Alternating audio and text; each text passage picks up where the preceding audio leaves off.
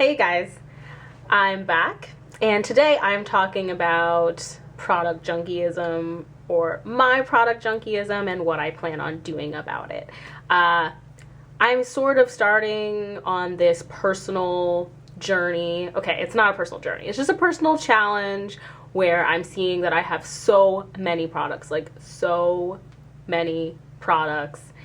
And I'm subscribed to 2 hair product subscription services. I just subscribed to SwapSack, so you'll definitely be hearing about that. And I'm a member of Curl Kit, and I'm actually waiting for my Curl Kit to get here. And so I'm on a sort of personal project, Use It, Project Empty. I don't know what I'm gonna really call it, but so far it's called Project Use It.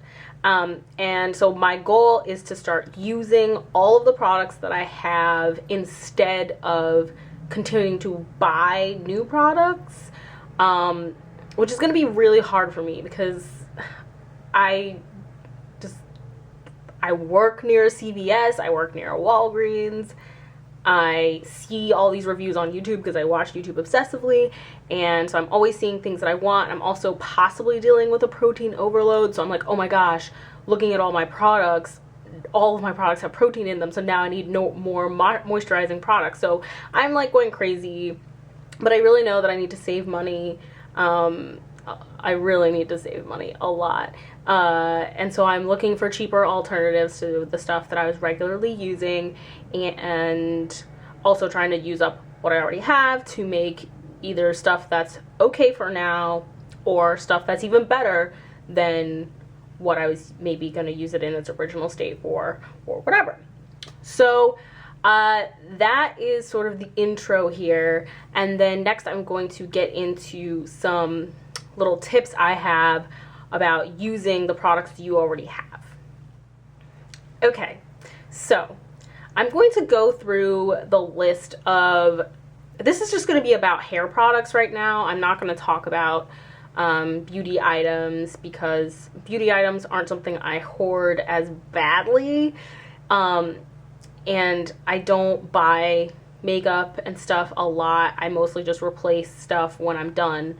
And it's rare that I go on like binges of buying stuff the way that I do with hair stuff. So my product use it is mostly based on hair products, but I also do have some beauty products that I'm trying to use up. For example, you know, in my Beauty Army box, I received some Bath and Body Works shower gels, and I wasn't using them. I was just continuing to buy the bath and shower gel that I normally use, and I was like, why? I have all this stuff that's just building up. But then I feel like it actually made my skin really dry, because I normally avoid sulfates, and of course cheaper bath and even more expensive, I guess, shower gels have sodium lauryl sulfate in them, and so it dried out my skin. So I've actually abandoned it and made my own shower gel, or I've made my own body wash out of Castile soap and oil and glycerin. And if you want me to do a video about that, let me know. But this is about hair products. So first on the list is shampoos. So shampoos that you don't like, or if you have recently switched from a sulfate shampoo to a sulfate-free shampoo regimen, you have extra shampoo perhaps that you want to use. Now you can either give it away to somebody and be nice and charitable, or you can use it for your own use and not really feel like you wasted your money. So I'm not going to show you any of the products that I have that I'm trying to get rid of, because I think that's pretty irrelevant. This is more about a method than a recipe sort of video. So the first thing that you can do with your leftover shampoo is use it to wash your satin bonnet, your silk scarf, your satin scrunchies, any kind of scrunchies. You can just use your shampoo to wash the items that touch your hair but that are not your hair, because obviously you're not going to be worried about taking moisture out of your scrunchies or your hair ties or something. So it doesn't matter if they have sulfates in them, and in fact they will get your stuff clean. You can also use it to clean your hair brushes and hair combs. Just soak them in some warm water with the shampoo, swish them around. If they're brushes, you know, take a wide tooth comb and brush through to get all of the gross hairs out. Do that while you're in the shower washing your hair or something, and then when you take it out, it should be fine. Depending on what, if you like use a paddle brush, you might need to like squeeze it out a little bit, but the combs, you know, as soon as you rinse them off, it's fine because your hair's wet anyway after you wash your hair, so it doesn't matter. Another thing that you can do is you can use that shampoo to wash your makeup brushes. I'm a little pickier about which shampoos I would use to wash my makeup brushes. I wouldn't want to use something that's super moisturizing, you know, that has a lot of oils and such in it because I don't want to ruin my bristles. But okay, I will tell you that the shampoo that I use to wash my makeup brushes is the Trader Joe's Nourish Spa shampoo, which doesn't have any sulfates in it at all. It's mostly just like, it does lather. I'm not sure what the lathering agent is, but it does lather. It mostly just has like extracts and stuff like that in it. So I figure it's pretty residue free. My hair doesn't like it, so I don't use it, but I will use it to wash my makeup brushes. And what I do is I will just pour, so I use my little bottle here, and I will just pour about, you know, that much shampoo in, and then fill this up with water and shake it up, and then let the bubbles sort of dissipate for a few minutes.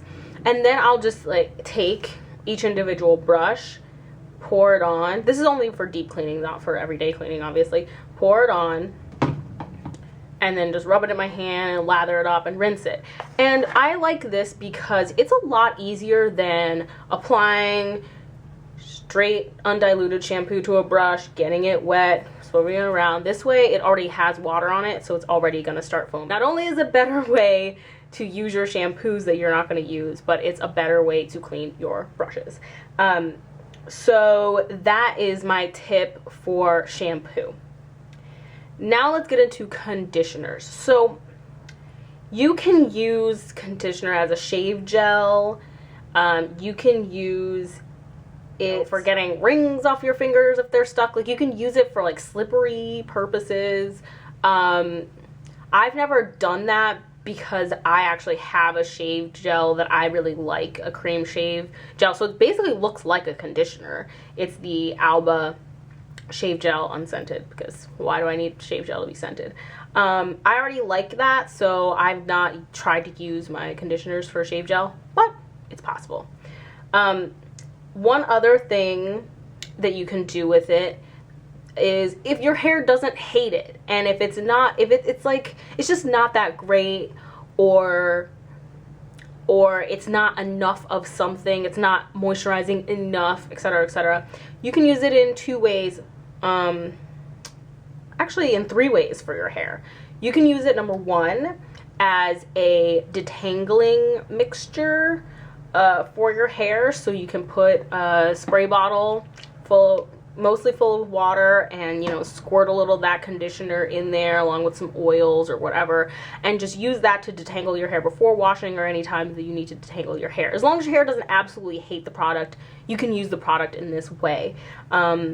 So yeah, you can just mix that all together and have a detangling cocktail spray for your hair. The other way you can use it is to pre-poo your hair. So again, if your hair doesn't hate it, you can mix that conditioner with something, or not mix it with anything at all, and you can just use it as a pre-shampoo treatment for your hair, you know, slather it on maybe to get a little bit of the shed hair out, a little bit of a finger detangling session going on, and use that to pre-poo.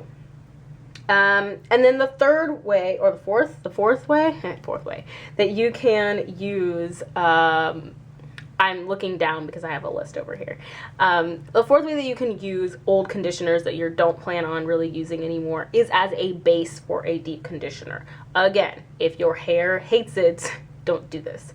But if your hair's okay, you can mix that conditioner with oil, honey, more essential oils, glycerin, sea salt. I don't know. You can mix up your own just homemade deep conditioners with mayo, eggs, coconut cream. You can mix it up a lot, you know, being mindful of protein and moisture balance, but you can mix up some things that you have at home and use that as the thickener base, and also to give some extra, you know, emollients, because homemade conditioners don't have emollients in it, because they're all natural. So, you know, you can mix them all together and they'll blend a lot better. You can put avocado, banana, you know, you can put all kinds of recipes together, and there's tons of recipes online and on YouTube that you can use.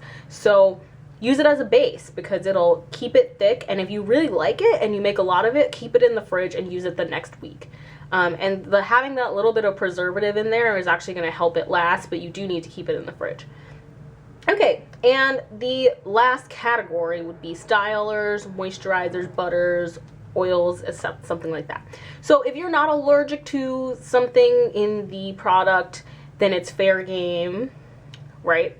But honestly, with stylers such as gels, I guess if you have a gel that you don't really like that much, you could mix it with one of the conditioners that you don't like that much, or a conditioner that you do like, and make some sort of custard if you do a wash and go type thing, or if you you know, need some curl definition. You can also just use that gel on your edges, only if, you know, you like it enough to do that. But I would say that if you really hate a styling product, you might just have to give it away or throw it away, because I don't feel like there's a lot of uses for styling products that you don't like. But if it's butter or oil, you can use that for your feet. You can use that for your knees, your elbows. You can probably use it for your skin, especially if it's all natural. I don't see any reason why you couldn't use, you know, a shea butter based mixture that's all natural on your skin when it's dry.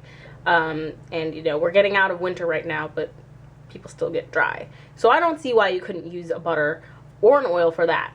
Unless you have an allergic reaction, like allergies, irritation, whatever, to a product, I don't see why you can't use it on your feet or your skin. If you have a moisturizer or a light styler that just didn't do much for your hair but isn't terrible, what you can do again is mix it in a spray bottle with some water, and use that as a little boost of moisture for retwisting your hair or just restyling it. So instead of spraying straight up water onto your hair, you know, mix it in a spray bottle and use it as a water substitute, just so that you can get a little bit more definition, you know, whatever it was made for, just sort of try to enhance it.